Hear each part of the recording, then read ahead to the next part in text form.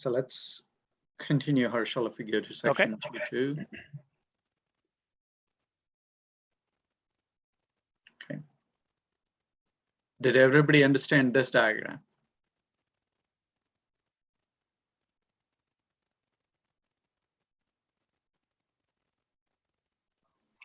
Harshal, I have a question about this diagram. Yes, go ahead, Dimple.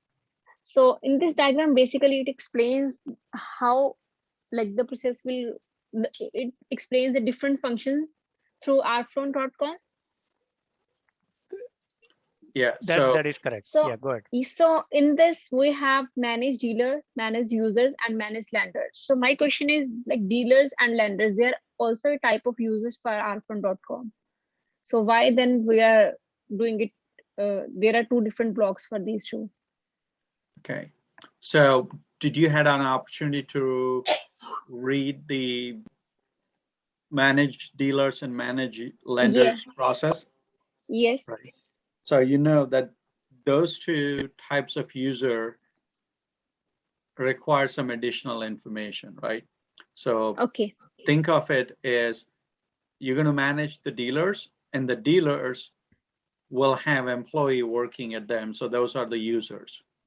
Okay. Right. So the managing dealer is a little bit a higher level where it's managing the different types of workshop. For example, Germain Honda, or if you go to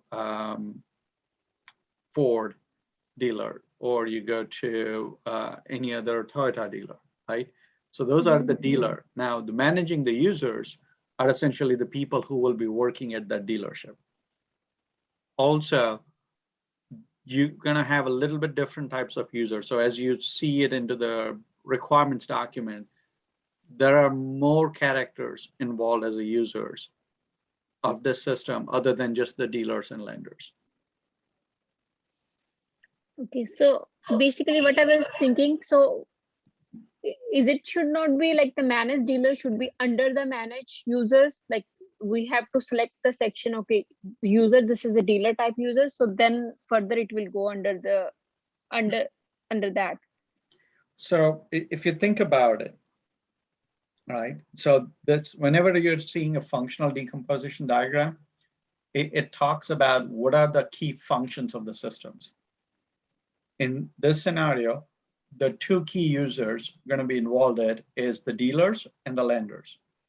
And that required some additional things other than the managed users. So when you think about hierarchy, right, what I will be doing in the managing users will cover about the people who are working at the dealership, as well as it will cover the Arfloan agents or area managers who are working in it. So it's managing the people, where it says manage dealer is managing the businesses. And since those two are a different functionality, that's why you don't see it, hey, I'm going to have managed users only, and underneath that, there is a managed dealer. Okay. Right? Because the way you will manage the information about the businesses is going to be separate than the way you manage about the people working at that business. Okay. So if you look into the system design document, and then there is a data entity at the end, and when you look into the description of what the dealer contains versus what the user contains, it'll give you an idea of why those two are separate. So essentially, it's a business information versus the employee information, which can be name and phone number and contact, whatever, kind of like that, address of the employee, versus the dealers, managed dealers and managed lenders. Those are actual businesses or companies. Lenders are kind of like a banks or anything like that who can lend the money, but the dealers are more like a dealership locations, and users are kind of like employees of those companies. So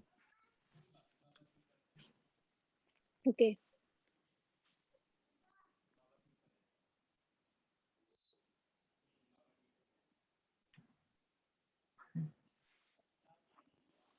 Okay.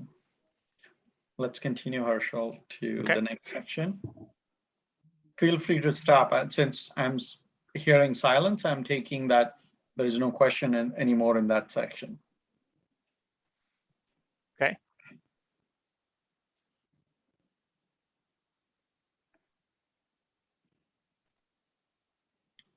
Now, if you guys recall, right, when we talked about the business problems, one of the segment we talked about is, hey, I may want to do a process improvement. What that indicates is that every system is going to depend on some business processes. So this section 2.3 talks about what are the key business processes that are going to be dependent or influenced by this particular application. Okay, so one of the first one is managing the dealer shops. So this is talking about, hey, if I have an agent, I'm going to go ahead and sign up the various dealerships to be part of this platform. So whenever somebody comes to that dealer for their car service and they don't have the money, then that dealer can request the loans through the system.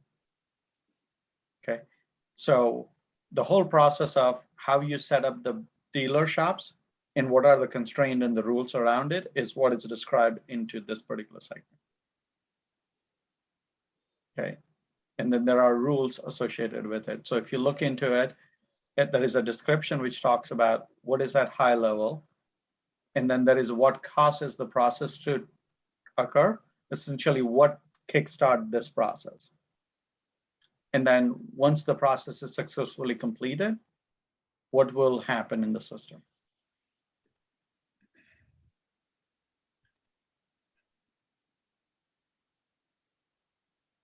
Okay. Okay. Any questions on this one? So in this one, in the data, so one of the column is if the like dealer is dead or active. So in the dead, it says it's create, read, and update. So dead section, is it? It should not be only update because the dealer, they will be already existing who are dead now, and we have to just update them.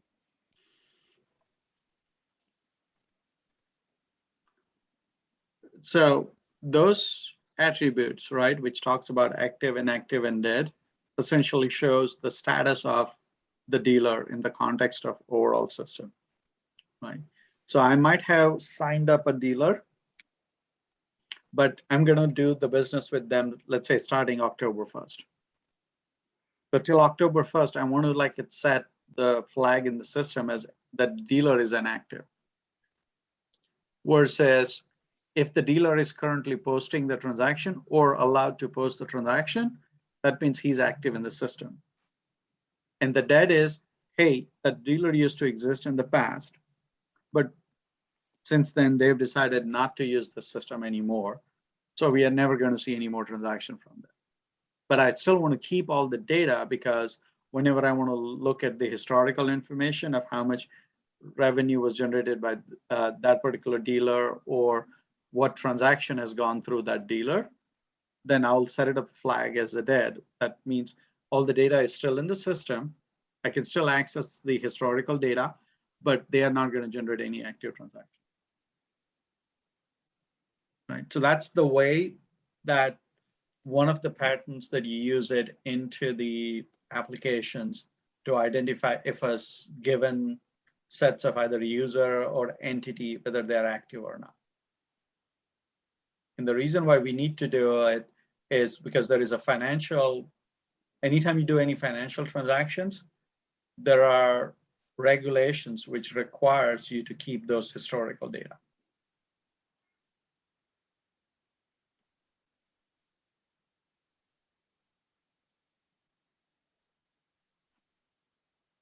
So is this attribute should not only be update only, not create and read? So think of it if the dealer doesn't exist in the system and somebody goes ahead and has to create that dealer for the first time, they should be able to create that sets of information also, right? Because it's information about entire dealer entity. So all it just says that, hey, if I should be able to create in the system a dealer entity, I should be able to access that in a read mode, or I should be able to go and update the attributes associated with that entity. Now you don't see a D because I don't want to have an ability to delete that data. That's why it's just create, read, and update. Because first time you build the system, there won't be any data. Somebody has to create those data. Does that make sense, Dimple? Yes. So from the QA standpoint, right? So if the developers, they also add the delete capability for the dealers or any other information, then you should question that at that point, or maybe fail your testing quality assurance side of things, saying you shouldn't be allowing, the system shouldn't be allowing to delete any information from that standpoint. That just basically additional thing that you need to worry about from the quality assurance standpoint. But it is good that you guys are asking the right questions here.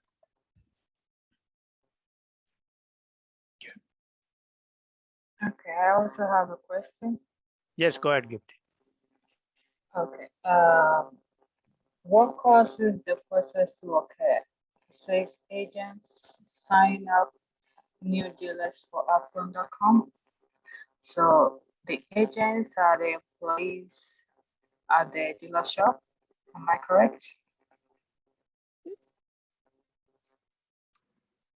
Can you repeat, Gifty? I didn't, your voice is coming a little bit. Oh, you're saying? Yeah. Okay, my question was, who are the agents? Are they the employees at the dealer shop? No. So if you look into the description later on, agents are the people who are working on the behalf of Arfloan.com. So think about, those are the salesperson for the Arfloan.com who will go and like solicitate and sign up the various dealerships. So if you look into the second paragraph here, the Arfloan will have an independent contractors that sign up agents. So these agents will be responsible to signing up the dealers. So it's the freelance people who are working on behalf of Arfloan.com who will go to the dealership and sign up. Oh, okay. Think of it as like a salespeople, right? Somebody has to talk to the dealership and sell the software, or kind of like a sell the idea to those dealership. Hey, please sign up so that you're gonna save tons of money if you go use our software, and it would be a lot easier for you to fix the repairs, basically help customers or help you acquire more customers. So that's what the agents are. So they are the folks are more like a salespeople for the Arfloan. Okay. Thank you.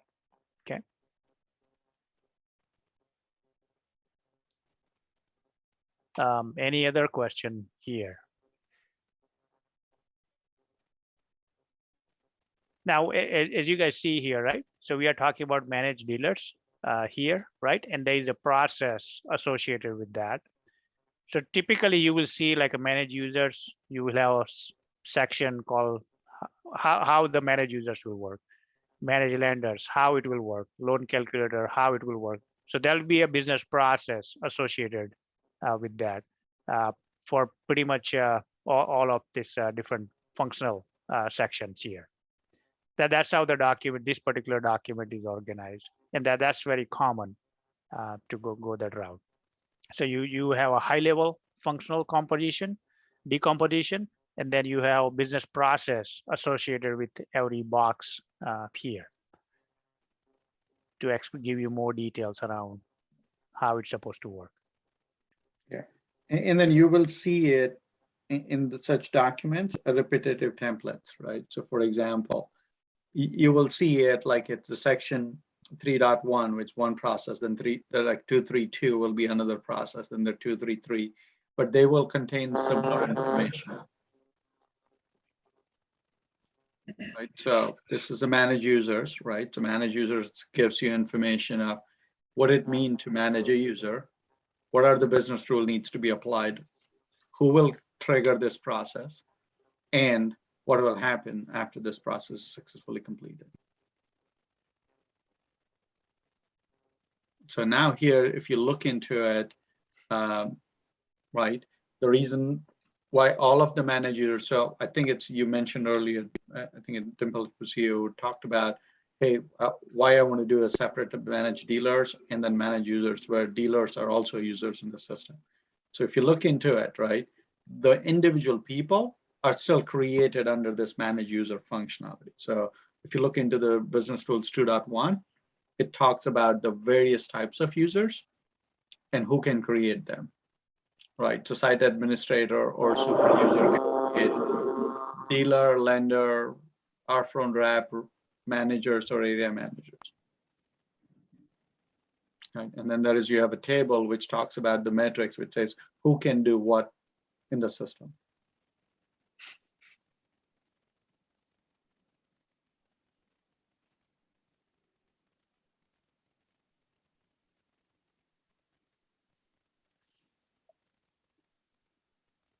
Okay.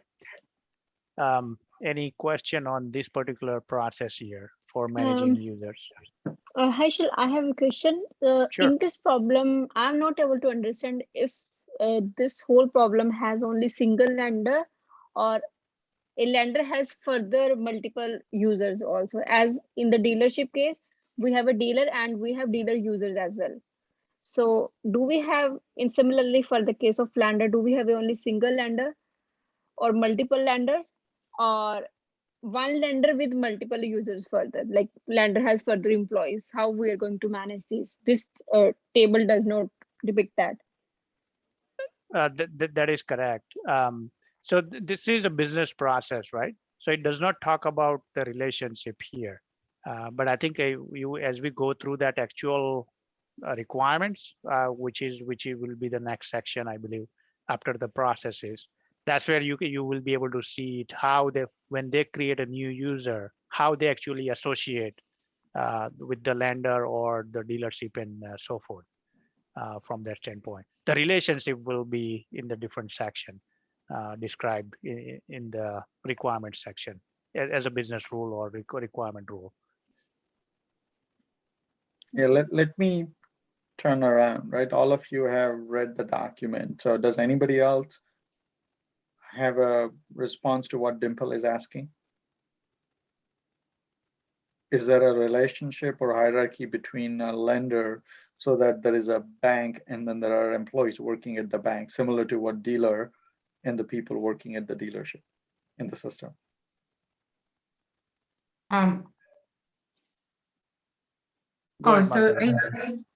Okay, yeah, so when I read the document, I think, yeah, the question she asked, we have a diagram ahead that actually explains the relationship on how each, and I mean, pretty much about the relationship, one to this lender relates to the either one to one, zero to many, all those. That's what I saw. Okay, but that's the relationship with the transactions.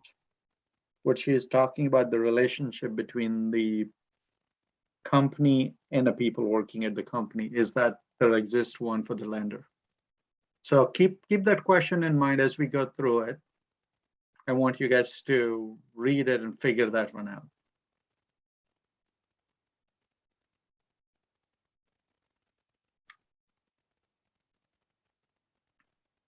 Okay.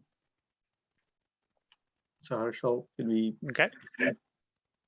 So Dimple, keep that question. Basically, we'll come back to that as we go through here. Okay. Okay.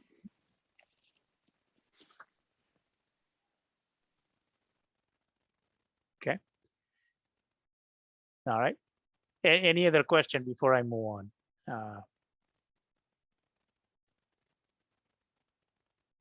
Okay. Now, as a QA, I mean, you should be asking a lot of questions. So that's the one thing I do want to point out. Whether it, even if it's a small thing, yeah, definitely, you probably want to clarify it before you proceed further. So that's kind of like one of the important skills you want to have. Okay, but I know you guys are reading this for first time and trying to grasp it, how the process works. So you guys are good here. Harshal, in the second page under Sure. 3.2, so this is the information about the users. So That is correct. here, Yep. yeah. So on the second page, they are mentioning about area manager, regional managers. So they are also a user. Then why we are mentioning it here differently? Like when we will enter them, so we will add it. It say when we will enter the user type, so it's area manager. So it will cover under that. That is correct. Now there is a different hierarchy here. So it's kind of like a sales territory, right? So you have a company, within that you have the salespeople, which are kind of like agents from there. But somebody, they report to somebody which is responsible for the maybe city or for the overall city, and so forth. So they have a hierarchy called area manager, or here the person called area manager, who is responsible for maybe Ohio, all the dealership in the Ohio who sign who, and there are a bunch of agents will report to that person. So if you zoom out of Ohio, you can call it a Midwest region or Midwest. There'll be a regional manager in the Midwest area. So all the area manager will report to the regional manager. So in order to depict the hierarchy with the user, so here if the user type is agent, then they will be specifying who is the area manager and who is the regional manager they are reporting to. So it's talking about the reporting structure. And it's a good question because it's not clarified anywhere in the document. What is the hierarchy or how the users are tied to the area manager or regional manager? Yeah, But that's what this information shows here, the structure. Yeah, so Harshal, that's where the design document comes in play here. Yeah. Okay, Yep, so yep. Dimple, you may not see all that detail in the requirements document, but if you go into the data entity section on the design document, it lays out all of those details. That is correct. Okay. Right. Now, design document comes, so somebody will write the requirements document and they will give it to the QA for review. Now, if the information is not clear at that point, you should be asking that this question. Hey, just tell me the relationship or what does it mean? And that could feed into the design document and they will clarify it in the design document. Yep, this is how it should work later on and so forth. But here you guys got the both documents together. So you need to be able to put up a picture together. But again, these questions are valid questions and hopefully it will clarify you the relationship from that standpoint.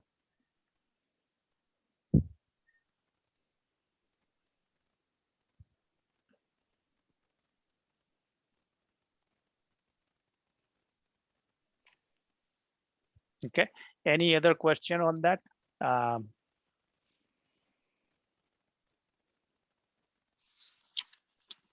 Okay, so I'm moving on to the manage lender section.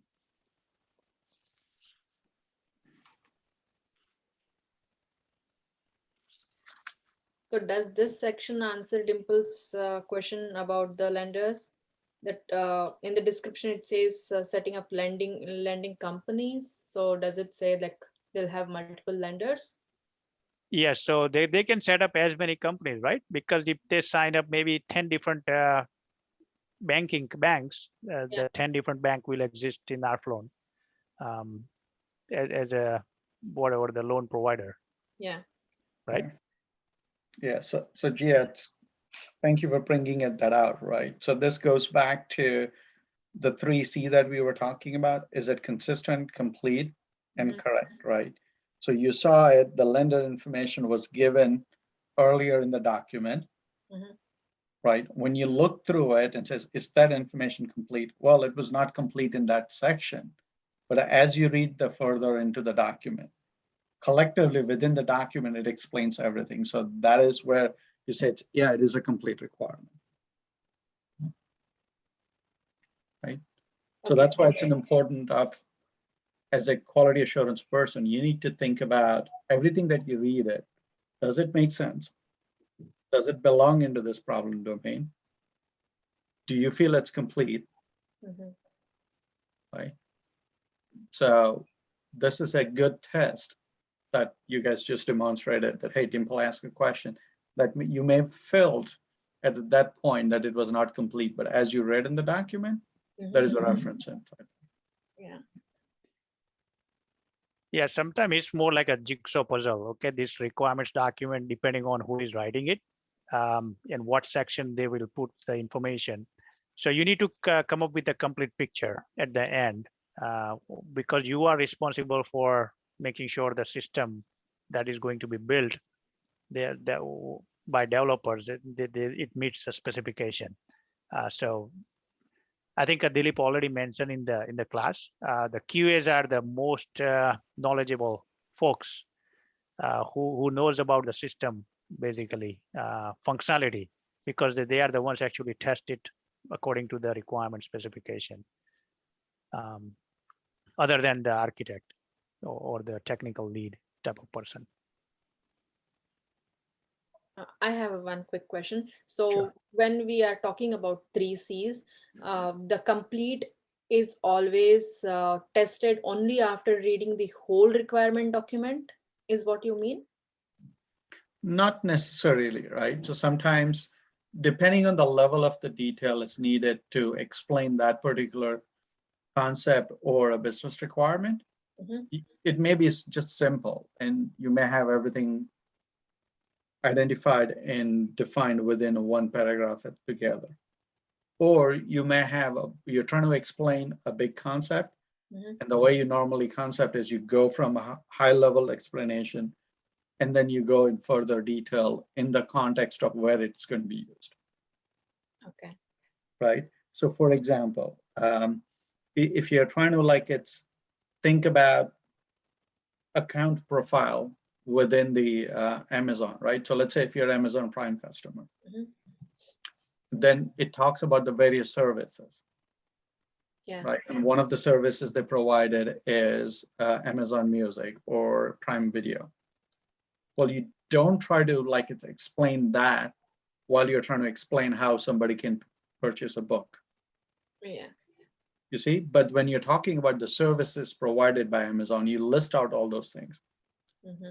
And then in a particular section for the e-commerce, you will see it around book purchase, what's the process you need to use it.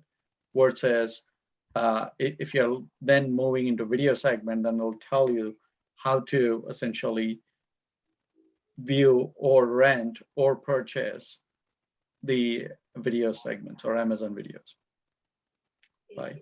So it's always going to be depending on the context and how they've organized the document. Okay. But to come to a conclusion that the document is complete, we have to keep reading the requirement document, and Yes. at the end we have to make a decision if it is complete or not, right? That's That is correct. Okay. Yeah. Thank you. Yeah, if they have the processes described right in the context diagram, now you don't see the reference anywhere in the document how that process is supposed to work. That's an incomplete requirement, basically, at that point. Okay. So that's something you should say, okay, how this functionality needs to work. I need to test it, or I need to come up with the quality assurance side of things. And as we progress through the camp, I think you guys will start seeing that, some of the things. As we work through actually hands-on exercises, I think maybe on Sunday, I think that's where we will start. How do we break down these requirements and come up with the artifacts for the quality assurance? So you guys will see it clearly, what you need to be looking for. Yeah. But in general, you need to understand how this, what is in the document from the context and the process standpoint. Yeah. So there is only one small minor difference. Depending on the development methodology you're using it. So this example, what we are talking through it is a waterfall, right?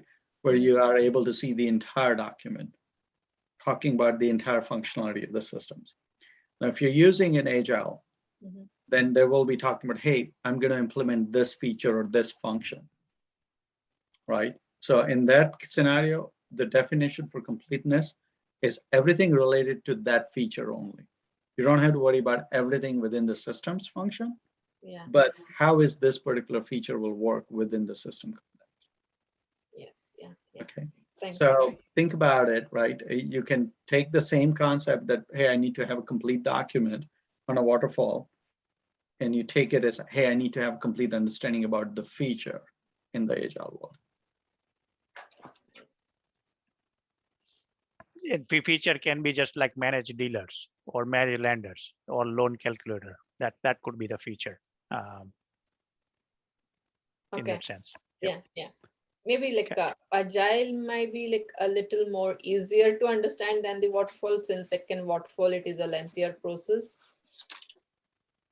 It is, but I want you guys to think about it is things the way you do it in agile, even though it's a little bit different. When you look at it under the hood, you're doing the same activity, whether it's in a waterfall or it's in an agile world. Okay.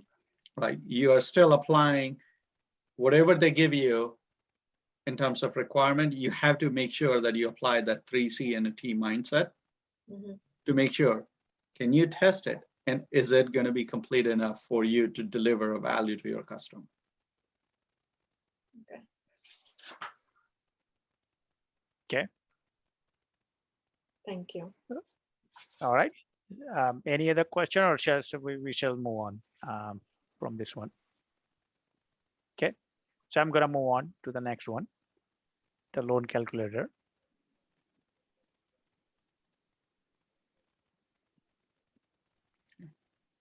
I'll just say one thing, Harshal, now. In order for them to get the context, let's go through it. Say any more questions about any of the processes. Yep. Right? Because now you saw that this is a repetitive pattern for 231, 232, 233. Same thing is for 34, 35, and 36. So, so with the methodology you said, waterfall and agile, so we can use by own choice or whatever is perfect for the system. So typically it's not whatever you choose. It's typically whatever the project has decided to use the methodology. And now I think it's most of the companies are gearing and shifting it towards agile. Okay. There are a few which still does waterfall, but you're going to see a lot of things is going to be a hybrid mix, so that they are doing certain activities in terms of deploying the segments or pieces of functionality and features in every sprint, but then they do a major release of the systems every so often, maybe every 3 months. As we progress to the camp, and you will see how the waterfall will change, whatever you guys are reading the document, and how you can leverage the tool for the agile, and how this converts into the stories for which are nothing but the requirements in the agile world. So you guys will be working through that as well. But as I said, stories, you will not create it. I mean, that's a business analyst job or the product owner's job. But your goal is to consume that information and come up with the quality assurance artifact, whether it's a waterfall or agile. Okay. Yeah. Okay. Let's So go moving to on. 4. On the submit credit application here. Okay. So since we've gone through it like it's 4 or 5, now this is the 5th process. Yeah. Yep. The question I would ask the team is, if I tell you that, can you please make sure this process works as expected in the system? What kind of test you will think or write?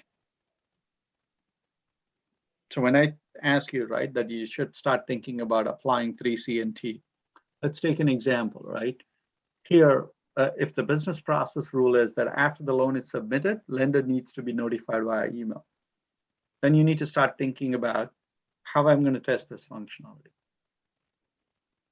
Do I have all the information needed to understand how I'm going to notify the lender? It says it's via email. Do I have that email address? right? How does system gets it? Hey, which request needs to go to which lender? Have you looked into it and says, yeah, I have all the information, therefore I can say this requirement is complete and I can test it. Yeah, so I think on Sunday, I believe we will target those things, and you guys will see it how this information translates into the quality assurance activities that you will need to do as part of day-to-day activity, I guess, part of the project.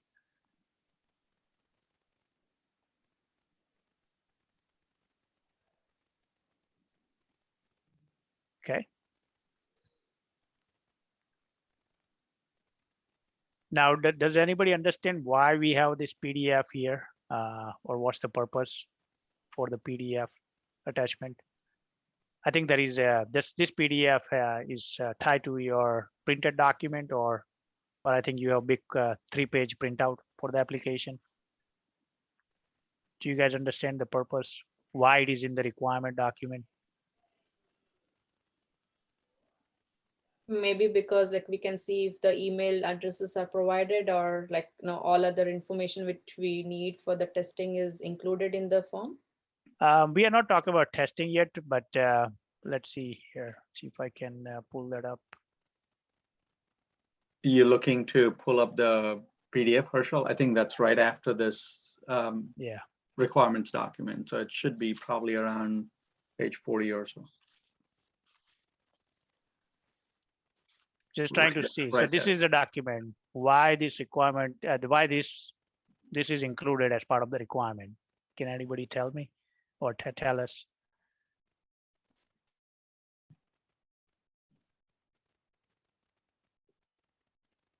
What is the key functionality of the system? Let me take question one level higher. Yeah. What is the key functionality of the system? Can anybody tell me?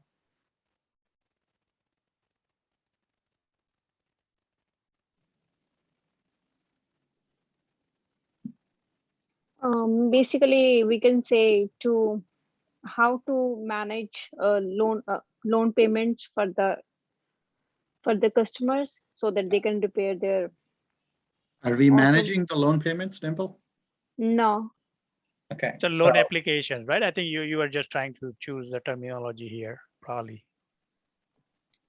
You have to check the credit. Yeah, so I'm requesting, so the key transaction in the system is dealer on the behalf of customer applies for a loan, right? And in order to apply for a loan, you need certain basic sets of data and information. So what data you're going to use it is what this particular attachment is talking about. Is that, hey, in a system, you need to collect all this data in order to build a credit application.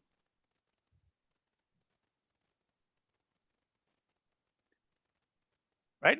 This is generally you will have like who is the applicant, who is the co-applicant or joint applicant, and so forth. What is their social security number? What is their address, phone number, all those things. So that's what the credit application is about. And that is and it is part of the submit credit application process. Now, if you go back here, so that you can see it, why it is there in the submit credit application.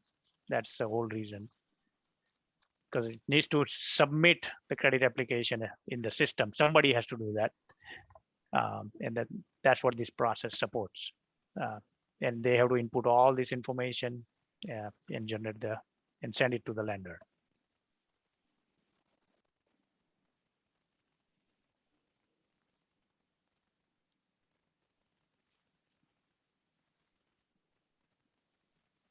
Okay. Hopefully you guys are getting the little bit more information or understanding of the document now.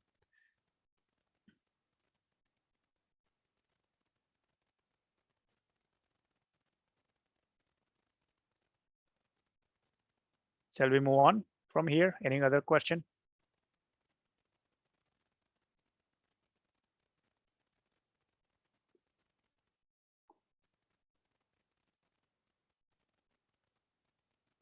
Okay.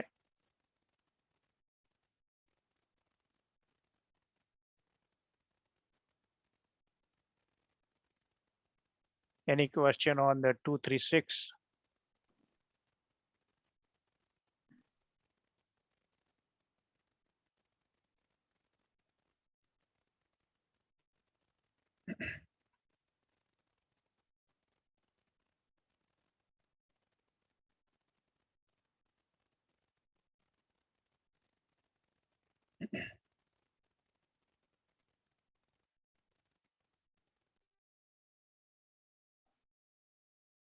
Am I audible, guys?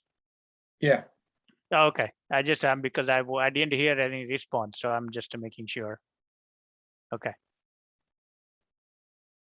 Silence is golden, Harshal. All right. They are understanding everything. Yeah, I'm sure they will read the document a few times and yeah. Any question? I guess. Let me ask one last time. Okay. Okay, well, sorry, yeah. I have it. Okay, so Sure. what is the U stands for under CRUD? What is the U stands for? The U is mentioned on that? Right. So, So yeah, go ahead, Dilip. so whenever you talk about any data in the system, there are basic sets of operation you can do it. So think about it, what you can do with the data. You can either create the data, that means data didn't exist and you're entering into the system for the first time, or you can retrieve and review or read that data. So data exists in the systems, you are making a query to read that data. Or occasionally you need to go and say, you know what, I created that 3 months ago, it needs to be updated. So then you utilize what is known as U. Okay, and the D is, hey, I don't need that data anymore, or data is invalid data and I'm going to delete from the system. So then it's D. So the CRUD stands for create, read, update, and delete. So in this scenario, right, what it tells you is what are the valid operations on that particular sets of data. So here I'm talking the credit application status can be updated. What that means is, hey, I can change the application status from submitted to approved or rejected. Okay.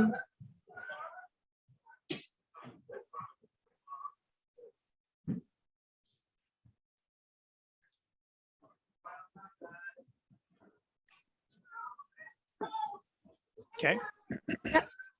Thank you. All right.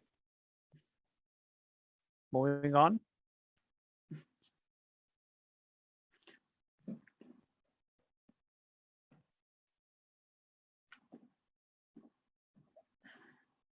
Any question on the system access and functions? So what this thing is talking about is the security profile. Who can do what in the system? Now, did you see this information somewhere else in the document?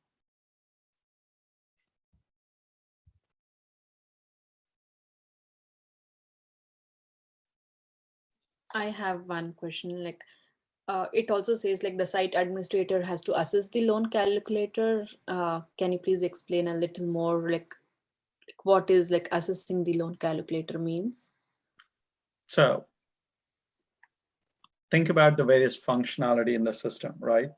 So some functionality is managing the dealers, managing the lenders, and one of the other functionality is accessing the loan calculator. That means if I want to know it, hey, if somebody's borrowing $5,000, what will be monthly payment? So site administrator can access that functionality of the system also. Okay. This is a security profile, right? And my question to the class was, did you see this information anywhere else before or after in this document? Yeah, I have seen in design document, and also No. 2.6, there is a diagram. I think it also depicts the same.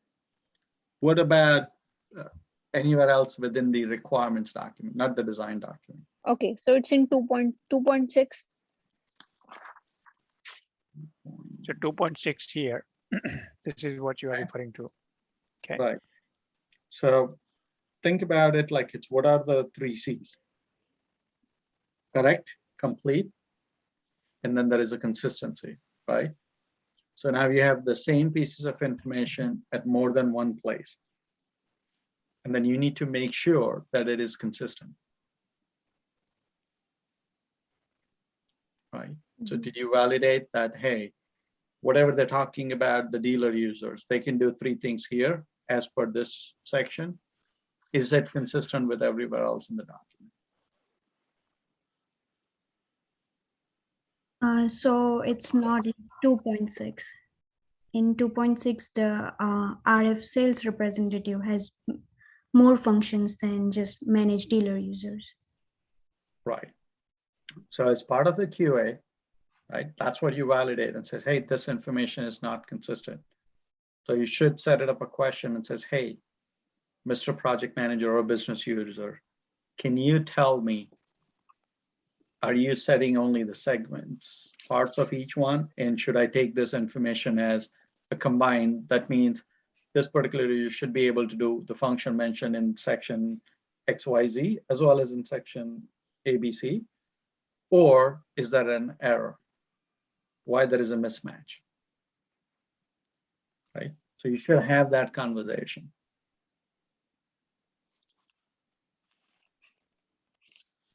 So part of what I was hoping in today, as well as over the next week or so, you will flag out all this inconsistency and says, hey, can you guys tell me exactly what needs to be done? Should it be this or both?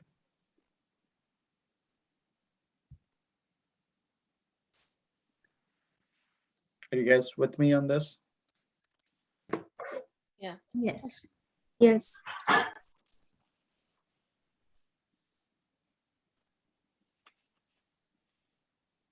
The main thing here is any conflicting or ambiguous information you see in the document, you need to get a clarification, because without that you cannot produce your quality assurance artifacts, whether it's a testing or test cases or test scenarios, which we will talk in on the, as I said, Sunday. But you probably won't be able to proceed if the information is not complete and consistent.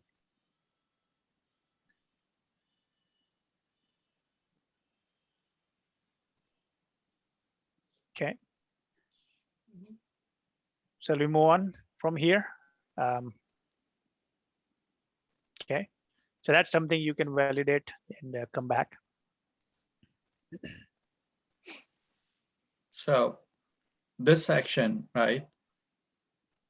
So I want you guys to think about the logical structure of the document so far, right? So document told you the context diagram, which is essentially high level of how the transactions are flowing. Then it talked about what are the functional pieces of the system is, which is your functional decomposition diagram. Then it talked about the business processes that influence that. Now it's going back to those functional components that it talked about and says, what should be the behavior of those functional components? So that's why you're seeing this requirement section now, that the managed dealership function, well, what are the rules or requirements associated with this, right? So if you look at the requirement 1.3, for example, right, it talks about, hey, I need to have a unique franchise number every time I enter a dealer. Great. How do I know that it's a unique number? What is the formula that I should be using it to build that uniqueness in the number? So this one tells you what formula you should be using it. Now, as a QA, your job is then when somebody creates a dealer in the system to validate that does it use or follow these rules.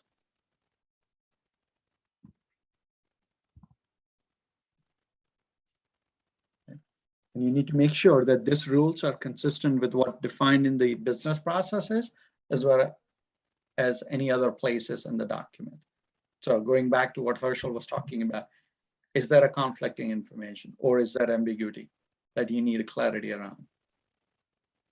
That's what you need to be looking for this particular section.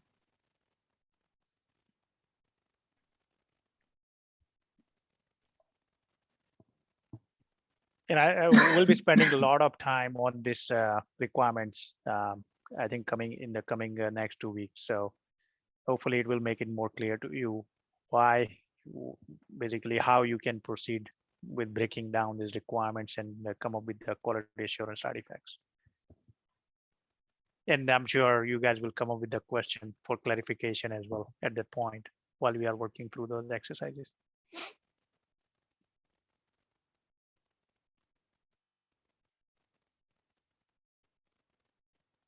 Okay. In requirement 1.5, Sure. it says that the system must validate the date of each reading. Like what does like the date of each reading means to be a valid date? Like valid date I can understand, but like date of each reading, I didn't get that. So that's actually a good question. I think somebody made a typo here. That's what I can tell you, because the whoever writes the requirements document, sometimes they will make mistakes in the document, and that's what I mean. That's what exactly you are catching it here. This is completely invalid requirement. So you should talk to the whoever wrote this requirement and ask the same question, and that person might say, nope, I made a mistake, and I'll take out that particular 1.5 requirement 1.5 from the document because it's not pertinent to this particular document. Yeah. So it could be the copy paste from somewhere else. That's a possibility as well. So, is that the scenario though? Let me ask a question. Did you look at it, what information we are capturing when somebody creates a dealer?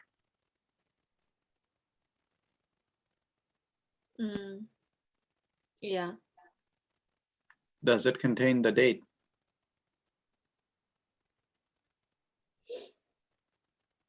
No. So Herschel, if you can scroll down to the data entity in the design document for the dealer. What's the page number, Dilip? Do you know? Oh, it should be somewhere around between 60 and 65. 60 and 65. Okay. Yeah, right after this one, right? So there should be dealership. There's a user. Yep, dealer. this is dealer. Okay. So scroll it down. Does it have any date information in it? Date created, yeah. Right. So can you just say it's, hey, you create the date. Can I create any date? Can I put it into the past? Or I have to do the current or future only? Well, what is the validation rule? Right. Or is valid date means I'm going to put MMDD YYYY, or can I just put MMDD and YY?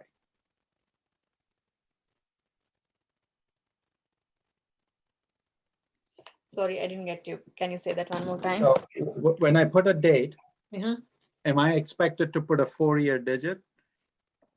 Like it's a 4-digit year information, or can I put only 2-year? Usually it is like whenever we're recording it is 4 digits.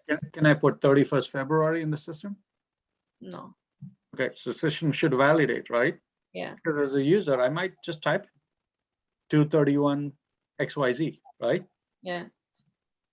So that particular requirement talks about is, hey, if you're putting a date, you need to make sure you validate that date. Okay. Right. Now the question is, do you know what the validation rules are? No. That's something that's the ambiguity that you need to address it. Let's see if it's present anywhere else in the document. Yeah. If not, then that's a flag that you should raise it to your user community and says, hey, can you help me understand what it means? Yeah. Because like, I was a little confused because like nowhere in the requirements we have gone through the date stuff, and like all of a sudden there was a requirement here, like so that I just got confused. Yeah, so you just need to get a clarification. I mean, answer could be what Dilip has described or what I mentioned. So you just need to get a valid answer from the whoever wrote the requirement, and they will provide you, hey, maybe it's invalid date, or maybe it's just out of context here, this particular requirement, and so forth. So it's just a clarification point for you at that point. But you're on the right track, right? So whenever you read the requirements, if it doesn't make sense, You should question, is this correct or not? That's what you just did here. Is this correct requirement or not? Yeah. Right. Mhm. Moving on. So think of it. Now it's the same pattern, right? 261, 262, 263. So stop if you have any specific questions. Otherwise, we can go to the next section. In 2.6.2, like 6.2, it says like the username is auto-generated. How can a system auto-generate a username when there are so many users? Well, so read the whole requirement, right? What does it say? Username is auto-generated based on last name and a first name, Oh yeah.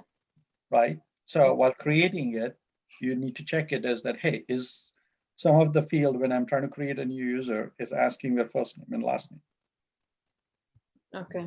And if so, right? So what system is telling it that, hey, users doesn't get a choice to pick their own username. It's going to get generated based on their last name and a first name. Mm. Okay. So these are the rules, I mean, that you need to test. Yeah, and so I mean, it's a valid rule. But how would you test? I think we will again talk on Sunday more basically when we break down these requirements further. Okay. Okay.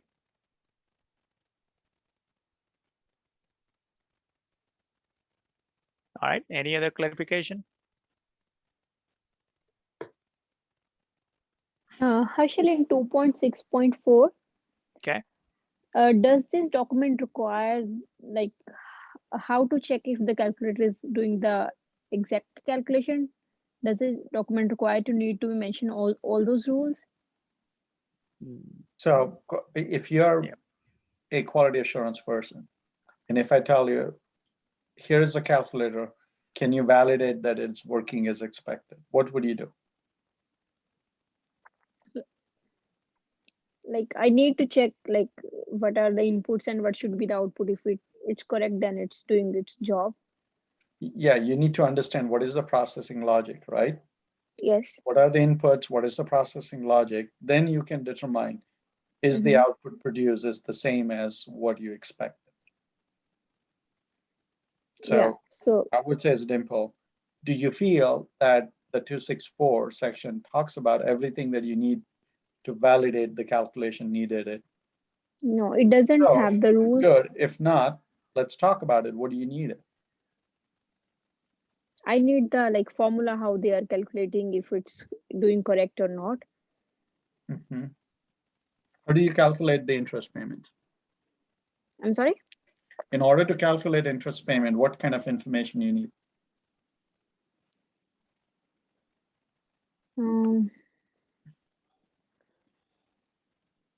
Like I'm actually maybe I'm not sure about this one. All of you have gone through it, right? In the school, when we all went to the school, in the math and probably in the middle school or a little bit before middle school, right? We all had to use a formula to calculate the interest. Well, what are the variables, right? Time, the amount, and interest rate, right? Those three gives you ability to plug the data into formula and then get the answer. Right? So do you have all that pieces of information?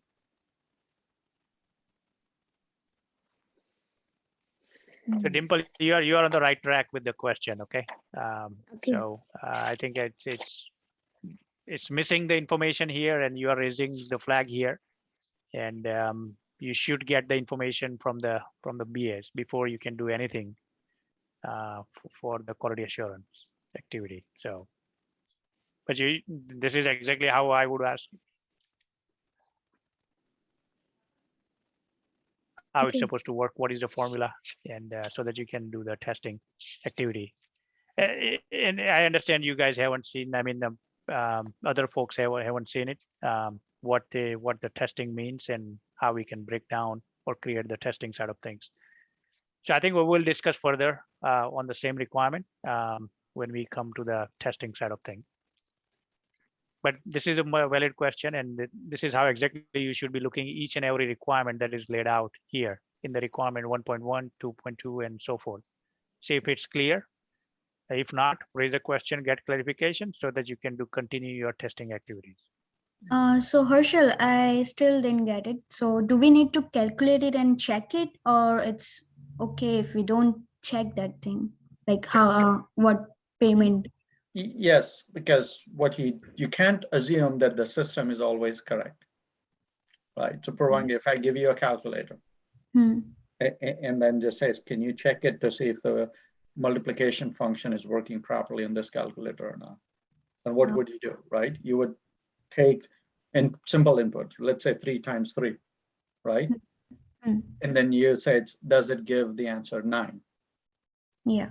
Well, how did you come to that? The answer should be 9, because you have a knowledge or you have some sort of formula that you applied manually, came up to an answer and said, okay, if I give this to input to the system and it produces output, does that output is exactly same as what I calculated and expected? Okay, so we have to check that. Right. So you have to, and that's where Dimple was pointing it out earlier is, hey, I don't know how to calculate that manually so that I can validate the system answer is accurate as what it should be producing. So that's where the formula was coming. And that's why sometimes, right, you may get the formula, sometimes formula is known and you need to understand all the variables and says how I'm going to get those variables. Okay. So basically the requirement is incomplete, right? And as we progress to the camp, we will talk about it again and come up with formula for that so that you can test.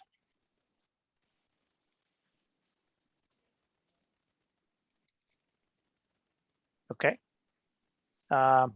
Move on. So 265 and 266. I guess any question or clarification?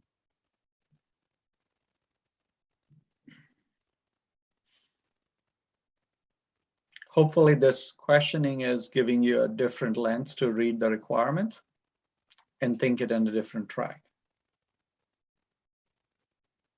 Right?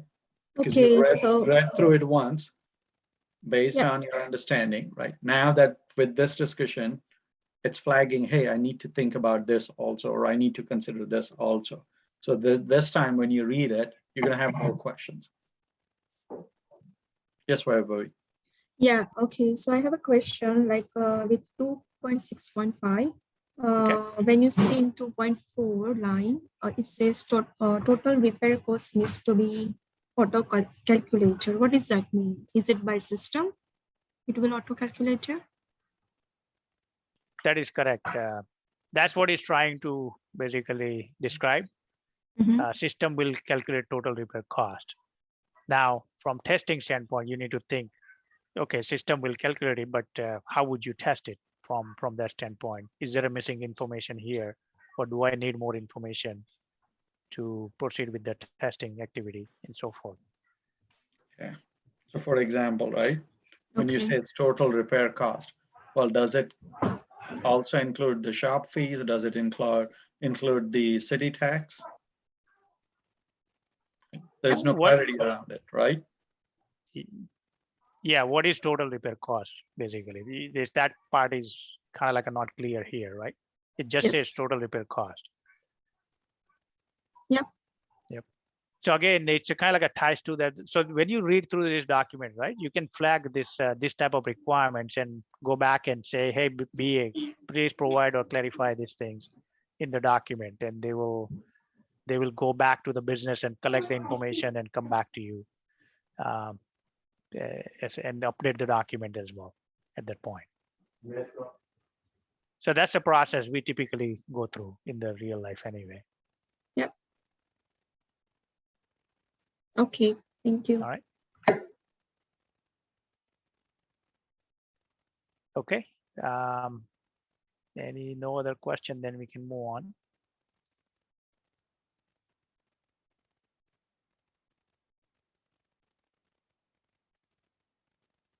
Okay.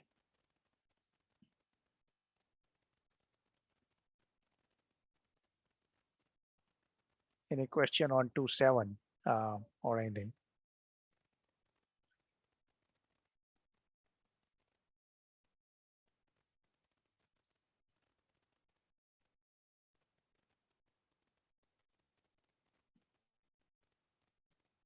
Right. Okay. So Harshal, if you can just pause here for a minute. Sure. So remember, towards the end of our first session, we talked about there are two different types of requirements, right? One is a functional requirement, which talks about what should be the business requirements, what should be the functions, input, output, and processing capabilities. So that's our functional requirements. And then the other aspect is what is the behavioral attributes of the system should be.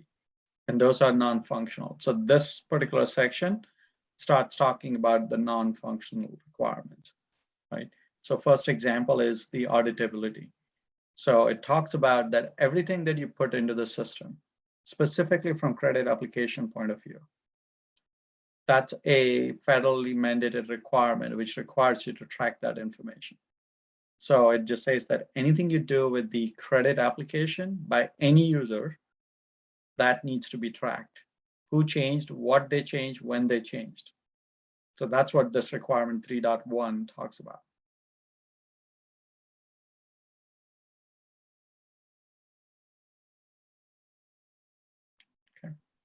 I think let us know if you have any question on these sections. I think some of this information is covered in the video as well that we sent you. So hopefully it clarifies certain things. But if you have a specific question, then we can certainly pause here. If not, we can continue moving.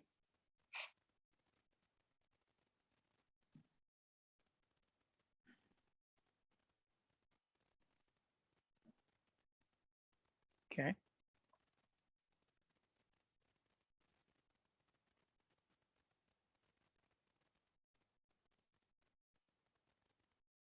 As you can see, there are a bunch of non-functional requirements here. And it's okay if you don't understand so some of the things, maybe try to Google it or watch that other video as well for clarification. I think some of the terminologies are a little bit technical in nature.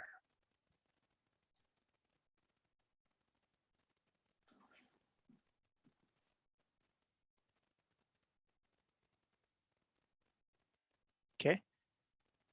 So this is typically sign off document. So somebody has to sign that off. And if they are asking you to sign off as a QA, your name would be listed here. Generally, there would be pretty much a development lead and so forth.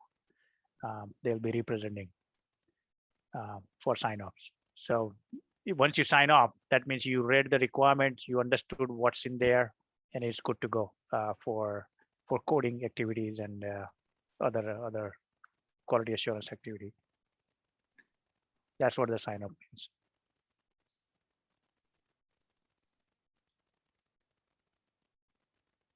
So think about it, the example we talked about building the house, right?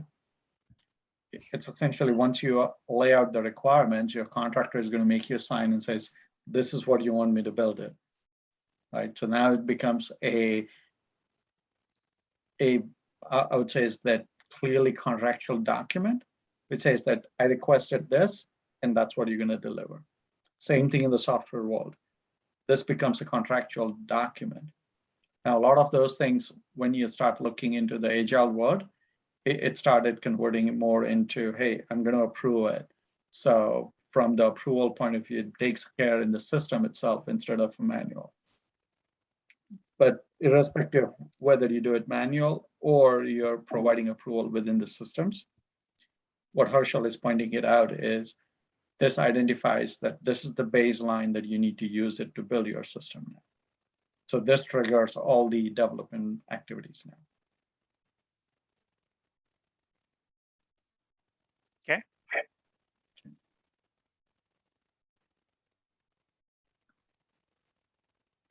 in the first development activity is typically writing a design document. That's typically done by the lead developer or an architect type of person.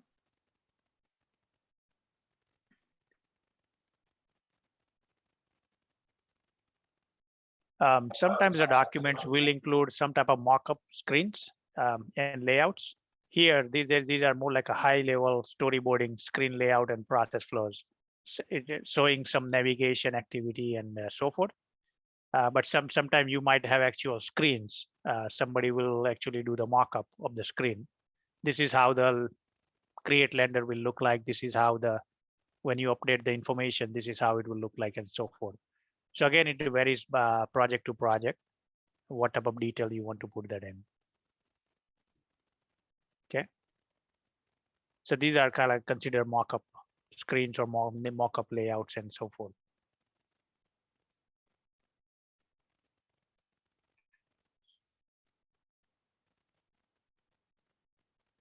Okay, let me move on to the next document.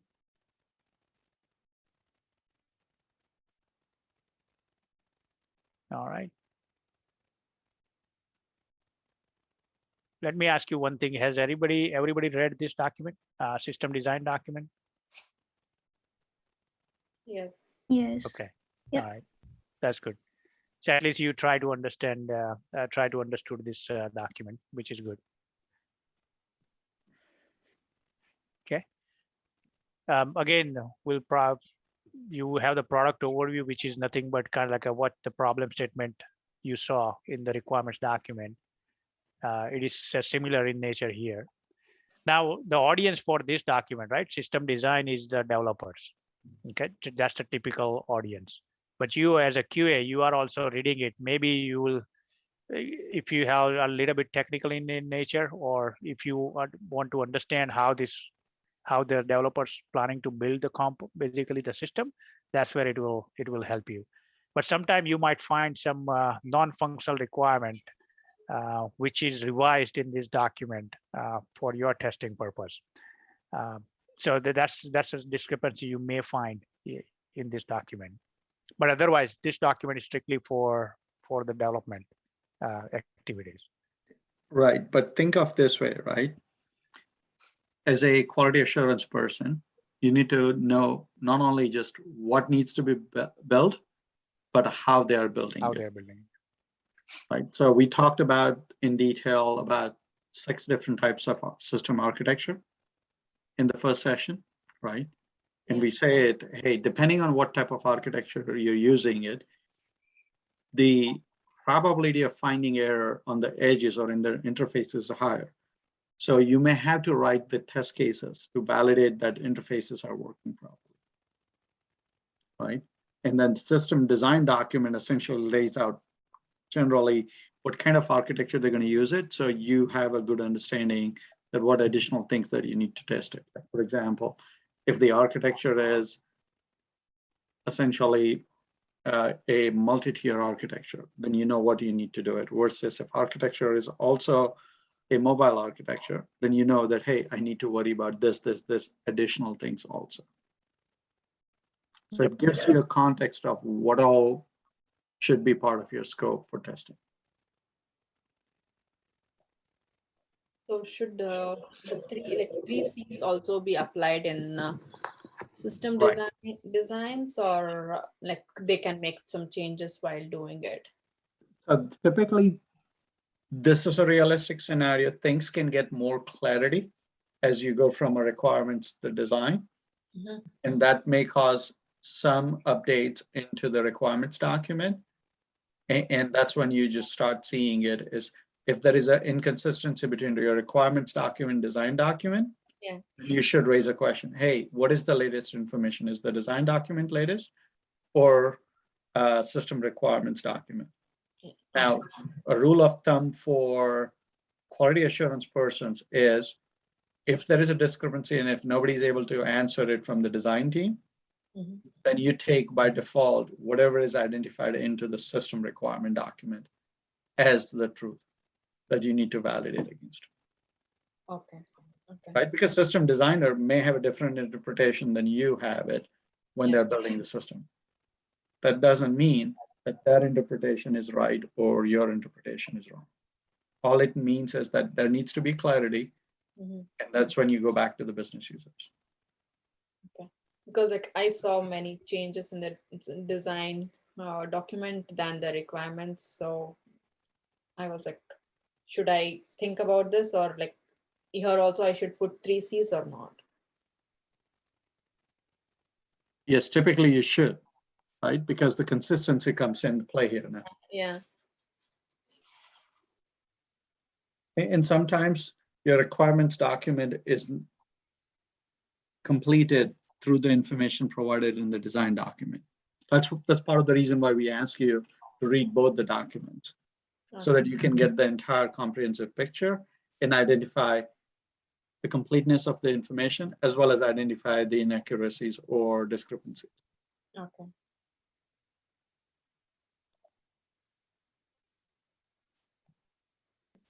Okay. So just stop me if you have any question on any of the section here. Section number 2, system concerns. Hi, Shan. Yes, go ahead. I have seen the video. In the video, Dilip mentioned in system concerns under 4B, average transaction response time. Dilip mentioned like about the transaction time, 90% of the transactions occurs in less than 2 seconds. So how he was mentioning about the transaction, like how to validate if the transactions are going under less than 2. So I did not understand that. Yeah, so generally like the web application, right? So what it means transaction wise is if you go to any site and you click something or maybe click on the link, then you are expected to see the response within 2 seconds, basically at that point. Maybe you are trying to access your banking information, right, from JP Morgan or whatever bank you have, and once you log in, you are expected to see the information within a second or 2 seconds. So that's what this performance or transaction response time is referring to. When you from the point you click on and the page loads and shows you the information, that is the overall time is less than 2 seconds. That's what it means. Now, Okay, so and it says it's the 90% of the time it occurs in two seconds. But let's say if 12 o'clock and everybody tries to log in at the same time, maybe everybody just got freed up on the lunchtime and everybody tries to access their bank information. The system will slow down. And so that's where you will have the transaction time, but instead of 2 seconds, now you are seeing slower response of maybe 3 or second or 5 seconds. So that's the behavior you are seeing documented here for that. Now, as a tester, there are specialized testers, quality assurance testers, like performance testers. They can test this type of requirements for the response times and so forth. So not necessarily all the QAs are skilled in there in those type of areas, because they utilize specific tools, specialized tools as well, kind of like a load runner, wind runner type of tools, or JMeter and so forth, where you can use those tools and collect this information. You can simulate the number of user loads and so forth using those tools. Go ahead, Dimple. You are asking a follow-up question. that was my question, like how I'm able to test like if it's under 2 seconds or not. But as you mentioned, it is under different type of QA. So that is correct. That is correct. Yeah, they are typically called performance testers, and they can leverage the tools and write a script, small script as well, using those tools and simulate the user load and work through that. So not necessarily, I mean, you here you'll be focused on more on the functional testing, some non-functional testing, but other non-functional testing requires specialized tools most of the time when you try to test it.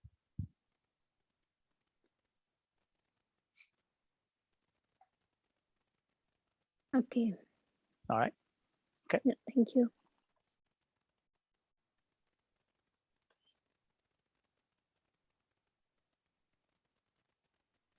So in the same Sure. document, number 8, disaster recovery and business continuity needs. Sure. In the requirements, it said the process is like tier 3, and here it says tier 2. So, like, is it corrected in the meanwhile, or like, should we question about it? You can question about it from the quality assurance standpoint for clarification, but what happens in the real life as well? Initially, they mark it as it's not really important system, but as they work through this design discussion, and the business will think, no, it is an important system. Basically, what these tiers are, right? It says that tier 1 is within 2 hours. So that means if the site goes down, they have to bring within 2 hours. Tier 2 says within 24 hours. And tier 3 says if the system goes down, nobody cares, and it can come back after 1 week, and because there are manual workarounds and so forth. So in this case, maybe they had a discussion with the business and says, no, it's a tier 2 during the design phase. And so it could happen. This non-functional requirement could change in the design phase as the more information becomes available, or the design discussion happens among the leads and developers and architects. Yeah. So Also the other thing comes in is as they define the architecture, right? So in this case, they said, hey, we're going to use the cloud-based architecture. Yep. So cloud-based architecture comes with certain inherited qualities and the capabilities. And typically, like if something is in the cloud, you can recover within the matter of hours. Okay. So that's why they said, hey, you know what? You as a customer did ask tier 3, but we're going to provide you tier 2 because there is already underlying capability. Yeah. Okay. Right. So it could happen in either of the two scenarios. The one either Herschel mentioned it is that business realizes that, hey, after having further discussion, we need to up the quality and the reliability of the systems. Or the other scenario is, hey, we're already using a platform that's going to give you a better reliability than what you're looking for. So we're good here. Okay.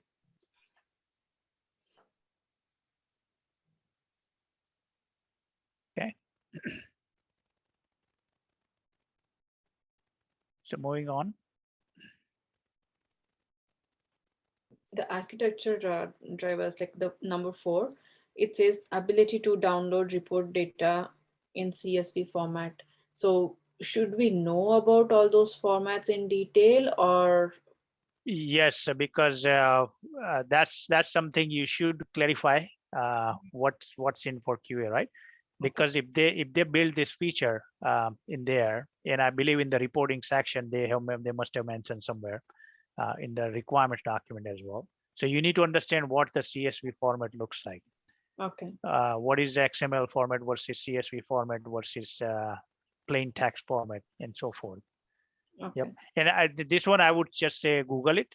There is it is a comma separated values. That's what it says. I did that. Yeah. Yeah. And these are common technical terminologies. If you don't understand, you can certainly Google it or just bring that up. And I think these are good questions. I mean, you should be looking out for these things because it will impact the testing. Yeah.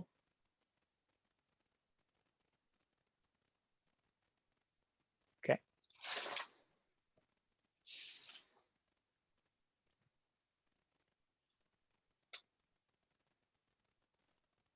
Okay, any question on any of the diagrams here? Again, these are technical in nature, how the users will be accessing and so forth. And maybe some backend technical information here. Yeah, what you should see it in the design document is typically a system specification angle of what the business is looking in the requirements document, right? So you will probably, from the new function and feature point of view, there should not be any increase. Right. Where you're going to see it a difference is specification. So if you think about what is needed, that's going to be in the system requirements document. And how it's going to be accomplished is what the design document is going to tell you.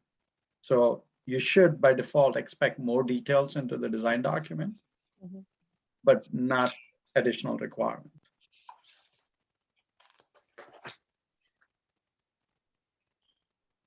Sorry, I have one more question. Sure. like data retention and archiving, the requirements said it should have at least like 2 years. But here in design, it says application data for 6 months. So there are two different things that they're talking there, right? yeah. First one is talks about that, hey, I need to retain that data Yeah. for 2 years. Versus second one just says, hey, I'm going to retain that data, but I need to keep it only last 6 months data online. Okay. If somebody wants an older data, they can put in a request and I can retrieve it from my data storage solutions and give them that. Okay. And the reason why they do it a little bit differently is the bigger your database comes, the slower it gets it sometimes to either access or edit certain piece of data because everything is heavily indexed. Yeah. So think about it. If somebody tells you find a pieces of information from a 100-page book, the amount of time it's going to take you is going to be significantly lower than something that you're finding it from 1,000-page book. Yeah. Okay. So that's the concept similar. Okay. Okay. All right, moving on. So you will see some technical diagrams here as well. Similar to the functional decomposition, some security architecture, component architecture, and so forth. Yeah, one of the other key thing you're going to see it here is now the detail around what pieces of information flows from one functional module to another module. That's what you're seeing in this diagram here. Yep.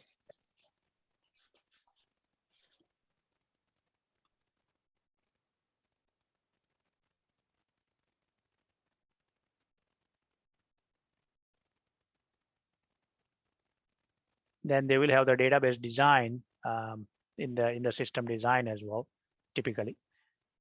That's what this, and we'll talk about this ER diagram, come back to that when we actually work through the database side of things in that particular session. Okay. But as we mentioned, these entities, they have laid out what are the exact piece of information they are storing, or it will be input from whatever the input is for every entity, like a user, what a piece of information you will need to create a user or dealer and so forth. So this one, you probably want to keep that in mind. Harshal, if you just pause here for a moment. Sure. If you look into, right, for every pieces of information, there are 4 things that they are providing.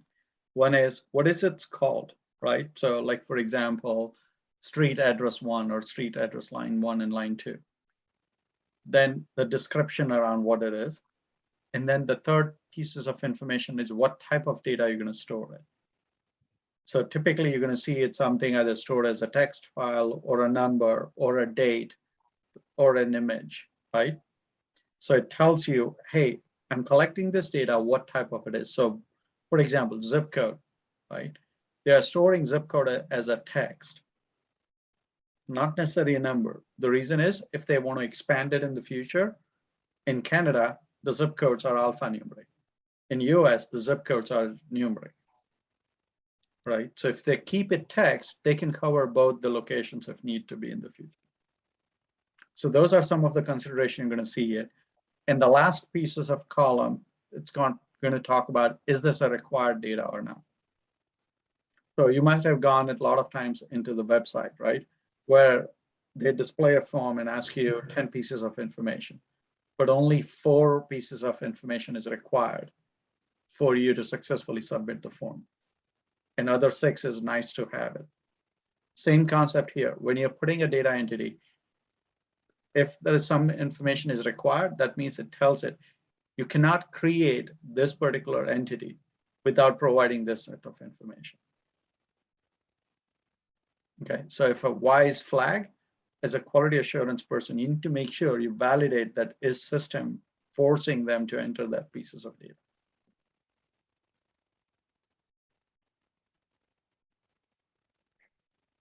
Okay.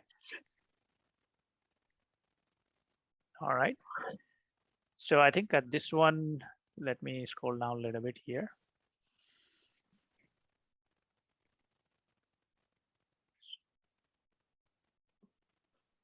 Okay. So any question here on the interface function diagram?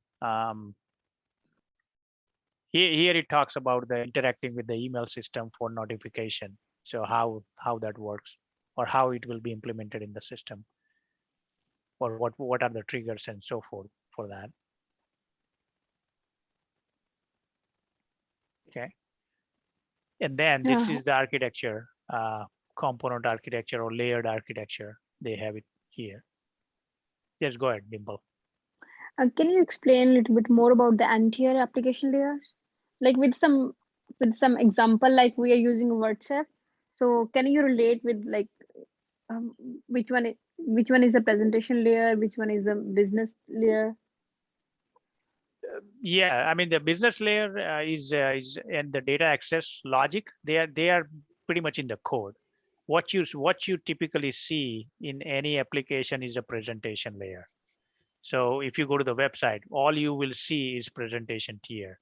So like a web pages, right? Here in this example, so where you will interact with that web page, input some information, and as soon as you click on submit or save, the information flows from the web page to the business logic to the data access, and ultimately it will end up in the database in the backend. That information will not be visible to you as a QA. All you can do is interact here on the presentation tier from the testing standpoint and work through that. So Dimple, think about it. You were asking an example, right? So in the class, we talked about buying something from Amazon, right? So you're going to see the presentation tier. It's going to deal with it. Hey, are you buying it from your iPad or you're buying it from phone? Depending on that, the layout of how the information is structured, it's going to be a little bit different, but it's still going to show you the same information, right? And you just say, hey, I'm searching for XYZ book.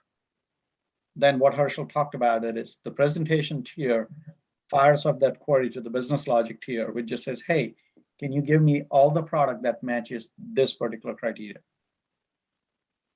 Okay. And if you think about it, where all this data is going to be stored, in the database tier, right? Because that's where it stores what all product Amazon offers.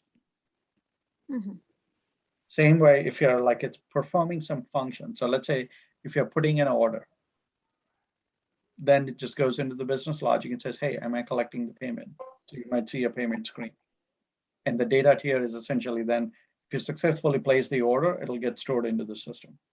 Okay. Yeah, so for the QAs, I mean, it's a kind of like a black box.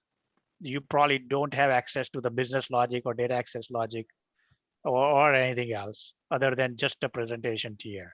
So for you, system, it's considered a black box testing, whatever testing you will end up doing. So I think when we talk about, I think tomorrow on Saturday, you will understand what is a white box versus black box and so forth. There are different types of testing, and I think we'll talk about those. So you will have a little bit more idea about that as well, how to go about testing certain things. But generally, you will be most likely you will be doing the white box testing, which is strictly related to the presentation tier, and you have no knowledge of any other layers inside the application. Okay, thank you. Okay. And I think this diagram is very important. It will give you a little bit more idea about how or what pages are being built and how the system function will work. And what's the navigation scheme within the application and so forth. So you can review that as well from your standpoint. It doesn't necessarily have all the users shown here, but it will be a similar approach. Everybody logs in and they have their own homepage. So this is more of a design, right? So that's where they have nailed down how the system will be built, basically. What are the different web pages that they will build and how it will function overall from the navigation perspective.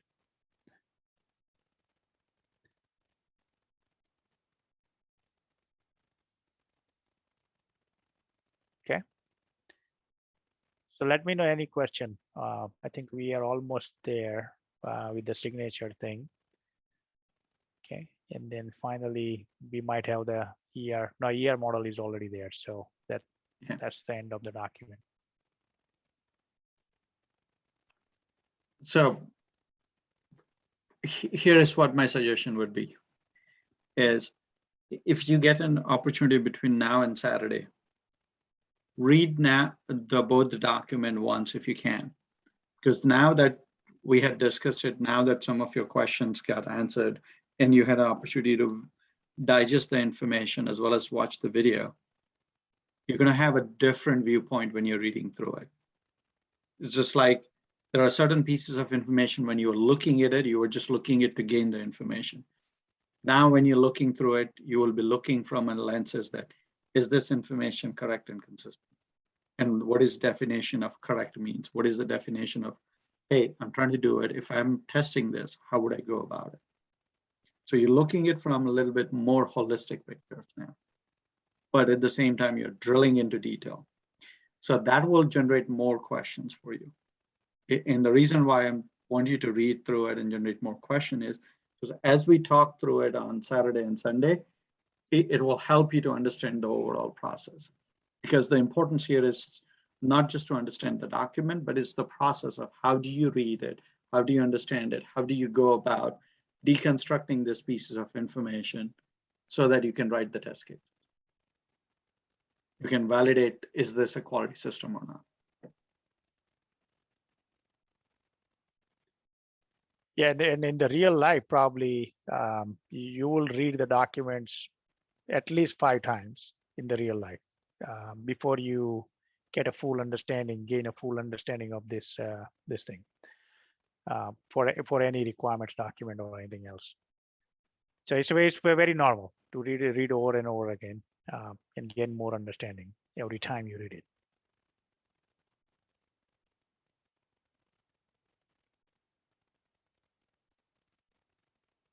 Okay, any question?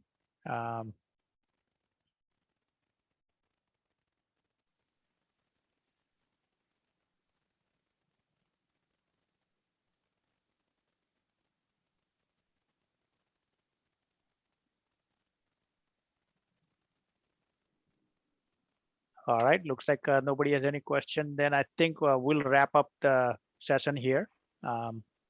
And we will see you guys on Saturday morning. Just be at the center, those who are coming there. 8:45 is the start time. So just be there by 8:45 and we'll start sharp at 9 o'clock. Those who are logging online, you can be there by 8:50. Just try to log in to flush out any issues that you may have. Thank you. All right. Okay. Have a good night then. All right, have a good evening. Yep. All right. Thank you. See you then. All right. Bye-bye. Bye. Have a good Yeah, bye. Bye. Thank you. Sure.